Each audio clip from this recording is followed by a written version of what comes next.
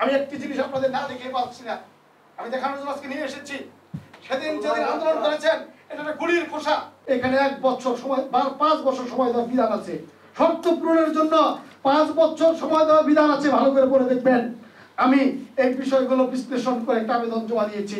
তাই আপনাদের কাছে উদারত আহ্বান করব, আর মাথা মতো করে নয়, আপনারা সবাই মিলে ঐক্য হই। আরেকবার আমরা এই দেশটাকে স্বাধীন করার জন্য আরেকবার হয়তো আমাদের সংগ্রাম করার প্রয়োজন হতে পারে। আমি একটি জিনিস আপনাদের না দেখে পাচ্ছি না, আমি দেখানোর জন্য আজকে নিয়ে এসেছি। সেদিন যেদিন আন্দোলন করেছেন এটা একটা গুলির খোসা, এটা একটা গুলির খোসা।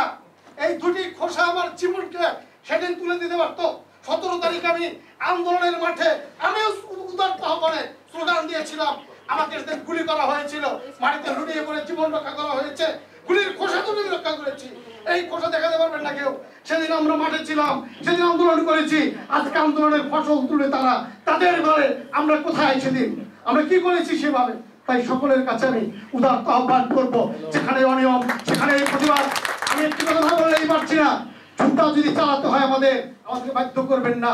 একটা মেয়ে আদালতে জুতা চালিয়েছিল, আমরাও কি বলবো চালাও জুতা, চলুক জুতা।